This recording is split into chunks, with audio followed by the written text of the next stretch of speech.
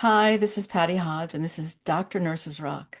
And this video is part of a series of 30 videos that we are producing throughout the month of April. And we have a special guest, Nice. Mrs. Barbara Albano-Hickman. And Barbara is a clinical social worker. She utilizes a diverse range of therapeutic modalities and work with her individual, couples, families, and groups. She specializes in treating individuals who have a co-occurring problem of addiction and mental health, and young adults experiencing a first episode of psychosis. So Barbara has extensive experience, and I know her personally and love her very much. And I'm grateful that you're here today, Barbara. Thank you. I'm privileged that you asked me to join you It's today. an honor to have you here. So this is a special population of people that know they have a problem, that have walked in your door and said, help me. And this series is about grief. So, what's your take on that? Okay. Well, okay, I'll take this way. Because even if someone didn't have an addiction, I can take from that part, okay? Sure. Didn't have an addiction prior to the grief. If there's there they didn't have the immediate support in the beginning and because they recommend grief. I'm going to take two parts. Grief is what I would say the initial the importance of intervening is that they don't they don't recommend therapy right away. Okay, so I'm going to take two. They really recommend what's so important is family and friends to intervene immediately because they're going to go through a lot. They're going to go, there's stages of grief. We all know that, Cuba Ross. And in the substance, I'll talk about that, how that interferes with that process. So what happens is that if they experience complicated grief, every time of traumatic grief, yes, there could be and they're really not functioning, they can seek some therapy help, especially if they have alcohol use in the past or don't have alcohol use in the past, because anyone can become addicted. So if somebody can experience grief, not have it in the family, not have an increased risk factor, not have history, coping strategies, coping skills, and the whole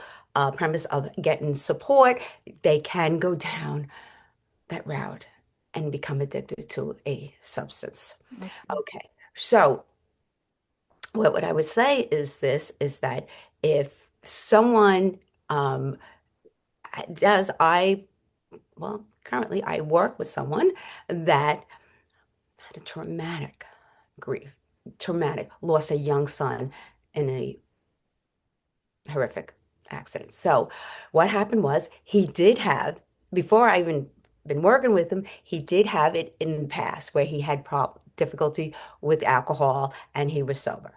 Um, this case was that couldn't get out of bed, etc. Couldn't do what he needed to do. Friends came over, got him out of bed, etc.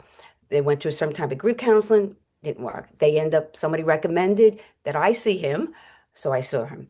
So what happens is that that's what you call a lot of complicated grief and things like that, the functionality and then the substance use in the past that going into therapy or any type of treatment because he didn't pick up yet.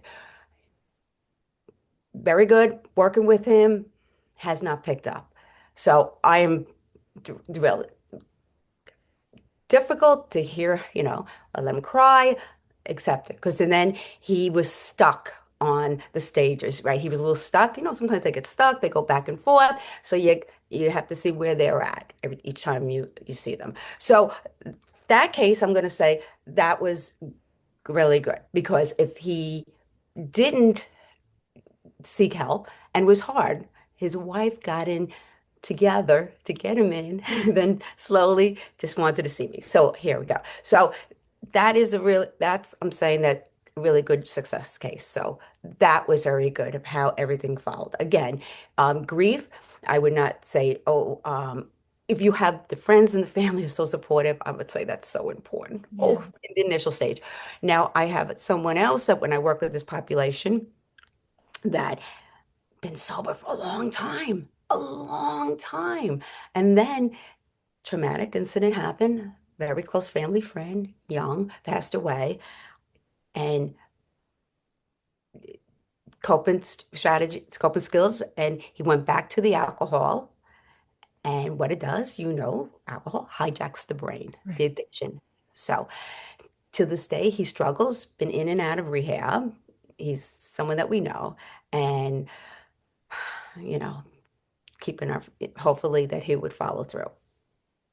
So working with this population, right, you have to be cognizant of like what their background is with the substance. So when you have that, you want to see which way you can take with them for to work with the grief because that's a automatic, right? An automatic coping skill. People sometimes don't develop even healthier ones along the Right. line. Right. So, but I like to keep in mind that anyone can become addicted. So if someone does experience grief or traumatic grief, it just a lot, and they never had the problem, but they are not, they're having a difficult time becoming emotionally stable. Because I do believe grief, we all know, we always grieve, right? We learn how to live with that, boy, to work with it. I always tell people you can feel, you need to feel, you're allowed to feel. So, and so with that, I am going to, which is really difficult, even if it's somebody, when somebody has it, yes, red flag, you got to be careful. Um, one of the clients that I've been seeing, thank goodness, he really evolved. Now he has this really good friend involved with him to help him, and it's great. The other one, person that we kind of know, we try to talk, help him, but a little more isolated. But very important, very, very important. So who can become addicted? Anyone can. So when there is something traumatic in somebody's life and grief, and people go, "Oh, he never had that problem. Well, she never had that problem."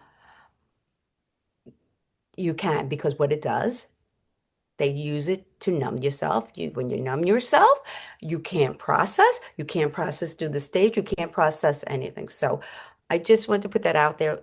Teaching these classes on substance use and addiction, very important. When grief is along, it's traumatic. Right. It's another layer of problems to deal with. Yeah.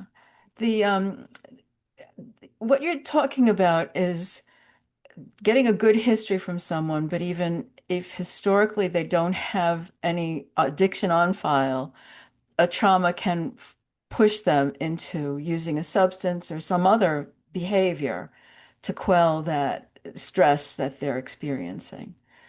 So the hope is that when someone is grieving and they have had a history of addiction, that you give them some better coping tools or skills.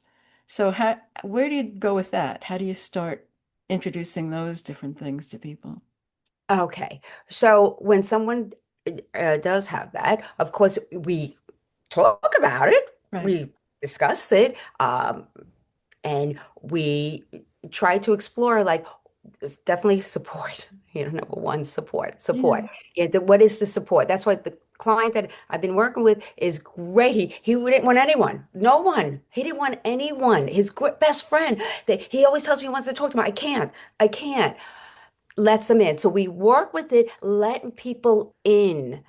Let them walk with you in. They want to help you and to teach them really good coping skills and strategies so they don't go back to their old behaviors, their whole, you know, looking at the substance and thinking that I can't do this anymore.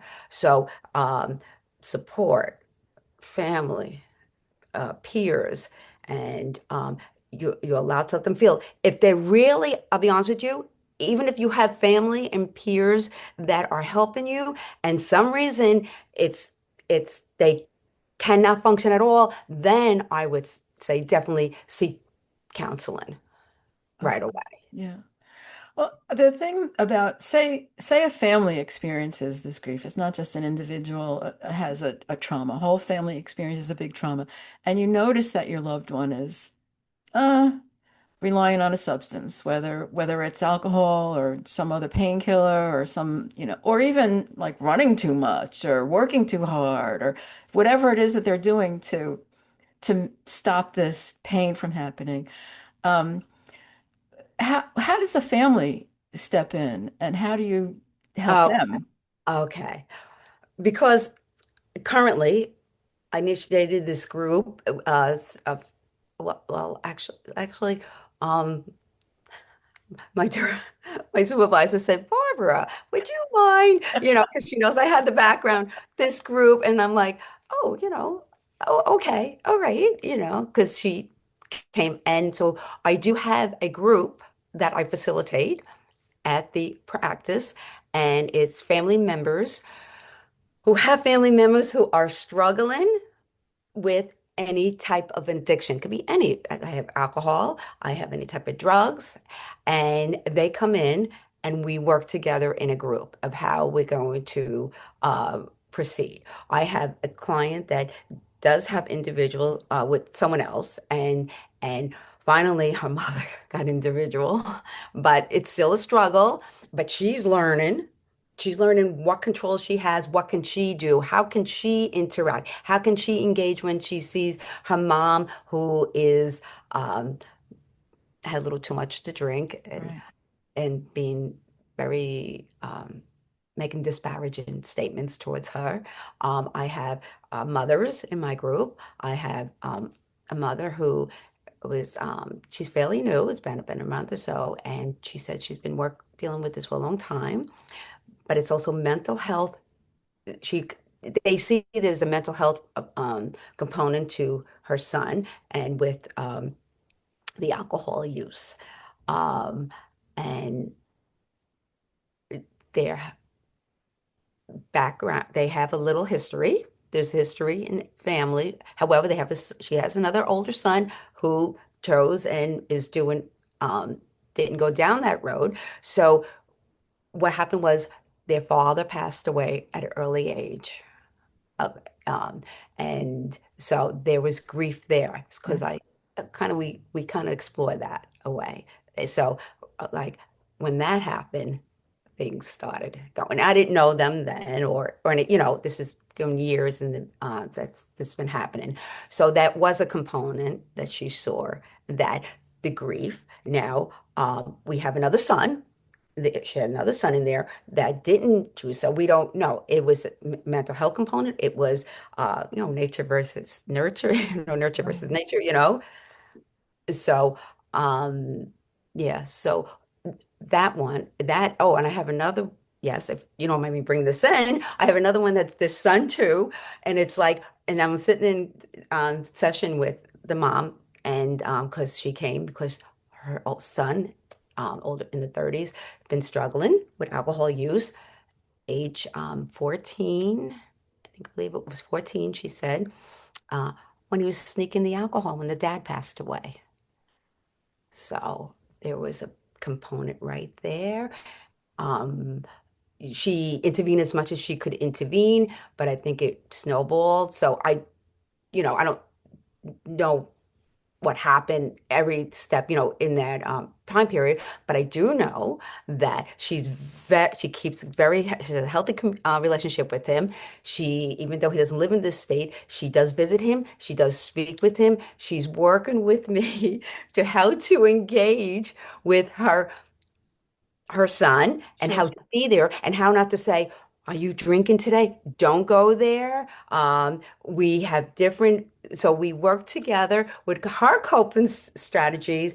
And I always say this when I saw this film a long time ago when I was teaching the drink and driving program, and I go, and this person said, you can lead a horse to water, You can't make them drink, but you can make them thirsty. Uh, It's like, and I always tell people, go, oh, Barbara, I don't believe in this. If somebody doesn't want to get treatment or, you can't force them. And I always say, you can lead a horse to water, can't make them drink, make them thirsty. So the client that I have is trying to make her son thirsty.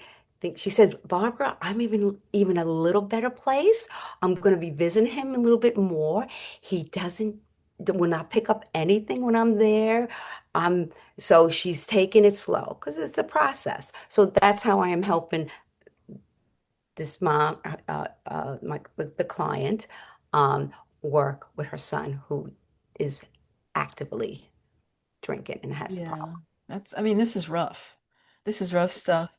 I think too of children that are watching their parents drink or engage in some kind of addictive behavior. And something does come to mind. I don't know what would be the thing to do to help that child. They're losing that time with that parent because they're gone. They're just in their grief or they're in their alcohol or they're in their substance, and that's another grief for that child. It's not just the mom or the wife or the whatever, what do we do about that? So are you saying that when they give up the substance or No, no, when oh, they're when actively, they're there, right? Okay, because that's yeah, another part that I wanted to talk about, the grief about when they have to give up the substance. That's yeah, another step. That's grief in itself. Um, yeah, I'm going to be honest with thank we have not thank goodness people are not shying away from getting help from their kids. We have um, we have a lot of there's a lot of offices out there that we have that stem from the office that I travel from one office to the other in the area. So I is that we have a lot of kids. Kids are coming. I we have to we I think with some of the clients that I was working with who have older kids, I think the whole stigma, and the whole about going to get treatment to go to see a counselor. Now kids are going like I just went to do a at the local school community event to someone asked me, can you we just try to help out, promote our services because we opened up another not we, the client, they opened up mm, another practice and she came up to me and she goes, oh, I see. I'll say so and so at your client for counseling, and she's walking there, and her friend's next to her, and she's going, yeah. I said, she's really nice. I said, yes, she is. She's really nice, and I'm so happy that you really are getting a lot. So, the stigma is gone. I think years ago, like years ago, no, but like what kid? Like we always think, like who brings their kid in for? Oh, you go to therapy? You go to counseling? Now yeah. it's like, who's your counselor? What are they like? I have my 12-year-old sits there and goes, well, no, she just turned 13. She goes, I was talking to my friend, her counselor. I think you're better. I but da, da, da, da. They talk about their therapists. And what therapists do you have? So I think it's what is good is hopefully the parents can recognize that and say, it's okay. When you tell someone, doesn't mean there's something wrong with you. It means we're here to make things whatever you want better for you. Right, right, exactly that. It's I there in another interview in this series, someone spoke about grief in the workplace. And what happens if you have an impaired employee? And that's another issue. This is a person that's maybe grieving something you don't have any clue about because people don't talk about grief. That's the problem. That's why this is happening. They don't use the word grief. They don't understand the pain that they're experiencing as some kind of loss or reaction to loss. And it's not even about losing someone by death. It's either losing a job or losing a community or losing a friend or losing a pet or a change, any change in your life, even a positive change, can have some form of grief attached to it. So add to that an addiction or this propensity towards moving towards a substance or addiction or something, that we're not even aware of, that we're not, I mean, it could be food that you're reaching for, not just alcohol. It could be food, it could be sheets, sweets, it could be any kind of substance that you just don't have control over how you're responding to that call to engage, right? Is Oh, that right? perfect. Even somebody with PTSD, when I work with clients with Yeah. PTSD, eating disorders. Yeah. Yeah. Yeah, exactly. Exactly.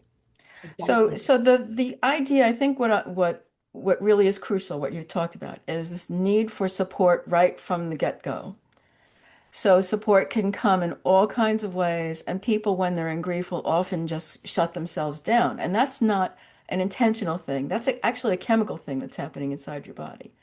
Mhm. Everything slows right down, and you sort of build this wall around you, this fence around you, a protective fence that's invisible. And if you see that, don't be afraid to approach that person and say, "Hey, I'm here." Yes. Right? Hey, I'm here. And I can do certain things for you, but then not other things, right? So I'll bring you dinner, or we'll go out once a week, or I will drive you to your counselor, or I'll take you to your 12-step meeting. Now, that's another thing we didn't talk about was 12 steps. But I think also that helps mediate grief and worry and anxiety to follow Oh, those things. I agree 100%. And I always love, because that's my favorite line sometimes when you work, when you say, I'm here.